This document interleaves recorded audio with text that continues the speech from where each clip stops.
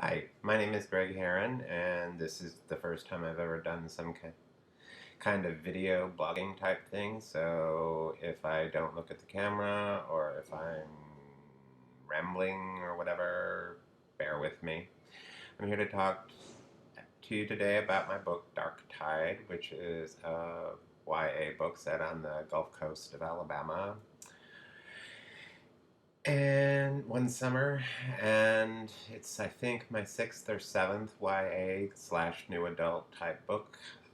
I'm still not entirely clear on what constitutes a new adult kind of book. I was just kind of told that one of mine was a new adult, and I think it's just a marketing thing.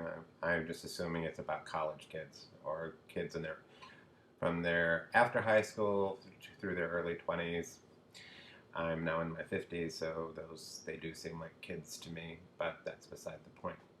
Anyway, Dark Tide is a book that I've been wanting to write for a long time. I had the idea for it in the early 1980s. There was a movie that came out called Splash, which people probably don't remember. But Splash was, I think, Ron Howard's first film as a director, and it was Tom Hanks' big break as an actor, as well as an actress named Daryl Hannah. And all of them became pretty big names in Hollywood, but Splash was their first work, and it was a really cute movie about a guy who falls in love with a mermaid, and vice versa.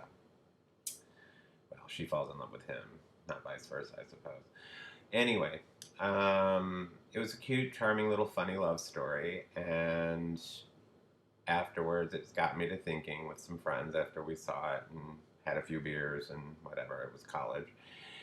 And I started thinking about how mermaids generally are depicted as in contemporary works, when the rare ones that they are, as really benign and helpful and nice, but the reality of it is they're really kind of scary, creepy creatures, and if they do exist, and in Greek mythology they were basically not so benign.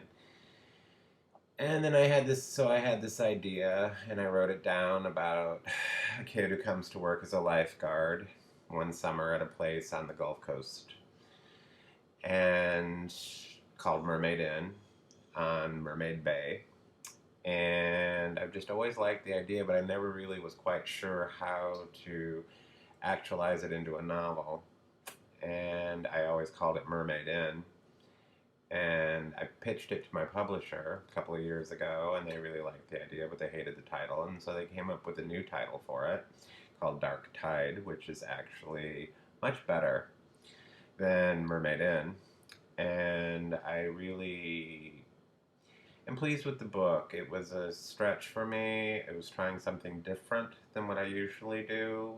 And with my YA works, new adult YA, I try to do something cross the line between mystery and horror, because I think that the two genres are very similar. It's particularly mysteries that are noir.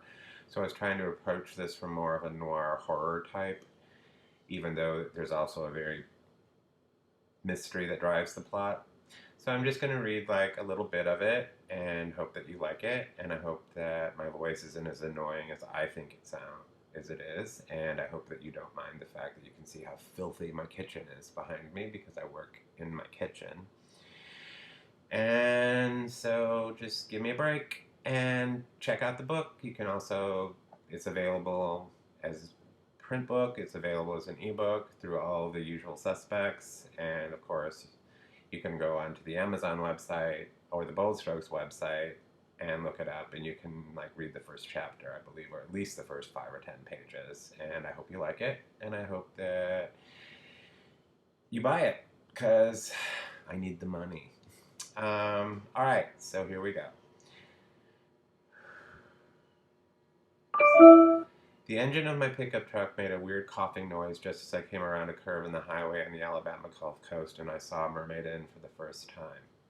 My heart sank. That's not good, I thought, gritting my teeth. I looked down at the control panel. None of the dummy lights had come on. I still had about a half tank of gas. I switched off the air conditioning in the stereo and I turned into the long, sloping parking lot of the inn, pulling into the first parking spot. I listened to the engine. Nothing odd. It was now running smooth like it had the entire drive down. I shut the engine off and kept listening. There was nothing but the tick of the engine as it started cooling. Maybe I just imagined it. Hope springs eternal. I took a deep breath while sitting there, listening closely to make sure. The last thing I needed was to spend money on getting the stupid old truck fixed. Maybe it just needed a tune-up. I couldn't remember the last time it had one.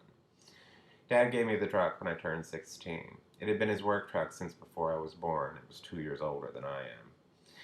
He'd finally broken down and bought himself a new one. This old one was dependable and had almost 100,000 miles on it. Dad had taken good care of it. He'd babied it, gotten an oil change every 3,000 miles without fail, and I could count on one hand the number of times it had been in the shop to be repaired. It still had the original transmission. It might not have been the nicest or prettiest car in my high school parking lot, but it got me where I needed to go and it got good gas mileage. Since I was saving every cent I could for college, that was a lot more important than horsepower and cosmetics and a loud stereo that rattled your back teeth. The swimming scholarship I had accepted from the University of Alabama wasn't going to remotely cover anything close to the lowest estimate of what my expenses might be, but it was the best offer I'd gotten, and I was grateful to have it. If they hadn't offered, I wouldn't be going at all. Swimming was my ticket out of Corinth, Alabama. My other option was to go to work for my dad's business, and I didn't want to clean pools or do landscaping for the rest of my life. Dad didn't want me to either. So I needed to save as much money as I could. I worked part-time at the Hardee's and worked for Dad. I packed lunch every day instead of buying lunch at Corinth High. I wore my clothes until they were rags. I ignored the other kids who made fun of me for shopping at the Tuscaloosa Goodwill. I didn't go to prom. I didn't date. I didn't buy yearbooks or a leather sweater or a class ring. I saved change and enrolled it to take to the bank. Dad would help me out as much as he could, but I didn't want him making any more sacrifices for me than he already had. He wasn't exactly rolling in cash. Years of paying for me to go to swimming camps had stretched his budget about as far as it could go. It's an investment, he would always say, finding the money somewhere every summer. If it gets you a scholarship, it's worth it. Then he would always look sad. I wish I could have afforded a real coach for you. Maybe you could have gone to the Olympics. I resisted the urge to bang my head on the steering wheel. Maybe it was nothing. Maybe some air just got into the fuel line or something. It needed to be checked out anyway. Dad always said it was better to get it checked out when it could be fixed cheaply rather than later when it would cost an arm and a leg. And hopefully I wouldn't have to dip into my college fund. I took a deep breath. Nothing to be gained by wasting energy worrying about it. It was what it was. I wiped the sweat off my forehead with the tail of my shirt. The windows of the old Nissan pickup weren't tinted. The hot June sun was turning the interior of the cab into an oven. I unfolded the reflective sunshade stored behind the driver's seat, pushing it up against the windshield, flipping the sun visors down to hold it in place. I opened the door and stepped out on the hot asphalt. I stretched, feeling my lower back crack a bit. I'd been driving for almost 5 hours, stopping only once for gas and to get something to eat just north of Birmingham. My stomach growled. I'd gotten hungry again about an hour north of Mobile, but resisted the urge to stop. I'd eaten a protein bar, figuring it was easier to get the damn drive over with. There were bound to be places to eat in Latona. I grabbed my backpack from the passenger seat and pulled out my cell phone. I sent Dad a quick text letting him know I'd gotten here safely. No need for him to worry about the truck until I knew more, I figured. I slid my arms through the straps of the backpack and shrugged it into place on my back. I glanced at my big duffel bag and the battered second-hand suitcase I'd found at a flea market. Both were heavy. Maybe I should start the truck and pull up closer to the inn. No, probably best to wait, I decided, locking the door and clipping my keys to the belt loop of my shorts. Let it sit for a while. Maybe whatever's wrong is just overheating or something. Wishful thinking never hurts. I started walking up the long, sloping parking lot. The humidity hung over me like a wool blanket taken out of the dryer 20 minutes too soon. I could feel the heat from the blacktop through the soles of my tennis shoes. Waves of heat shimmered up in front of me. After a few steps, my socks were soaked through with sweat. Water was running down my scalp and my armpits. My cotton shirt adhered to my skin. The sun was high in a cloudless blue sky. There was only the slightest breeze blowing from the direction of the bay. The blacktop was wide, with yellow lines marking out parking spaces on either side of a center aisle wide enough for 2 cars to pass side by side. At the top of the slope, the paved surface leveled off in front of the inn. There were about 20 or so parking spots, but there was only one other car in the lot, a dark green Subaru Forester parked in the spot closest to the building. Beyond the paved surface on each side was white, powdery sand. Even with my sunglasses on, the reflection of the sun on it was almost blinding. Sea oats and other tall grasses waved in the slight breeze coming in off the water. I could barely see the water of the bay in the distance over the high dunes on the other side of the enormous Victorian structure. A weathered wooden walk raised high on gray wooden posts led from the side veranda of the inn through the dunes to the beach. The water in the distance glittered sapphire blue. Whitecaps, looking like half moons, appeared and disappeared just as suddenly. I could see a sailboat so far in the distance it looked tiny. Farther beyond was the opposite shore of the bay, a barely visible line of green trees. I could feel the sweat from my armpits running down my sides as I trudged along. I was thirsty and dehydrated. I'd finished the big bottle of water I brought with me just as I passed through Mobile.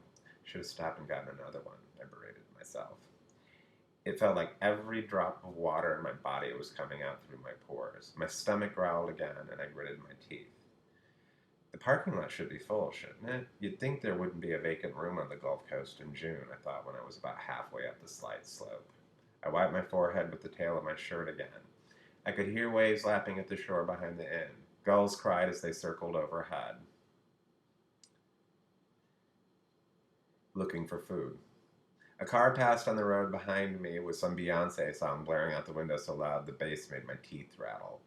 Just as suddenly it was gone, and besides the gulls and the waves, everything was silent again. It was eerie. There was no sign of life anywhere in the huge old Victorian house. The inn had looked impressive on the website. Those pictures online made it look like an enormous, multi-storied mansion that was just a little weathered. In real life, it looked even bigger but far less friendly and welcoming. The enormous dark windows looked ominous despite the bright sunshine. Goosebumps came up on my arms. It looks haunted, I thought before shaking my head at my own stupidity.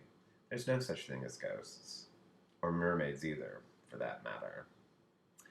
Well, I'm going to call it quits there because the sound of my voice is starting to get on my own nerves. So, anyway, Greg Herren, the book's Dark Tide, available at anywhere and everywhere where finer books are sold.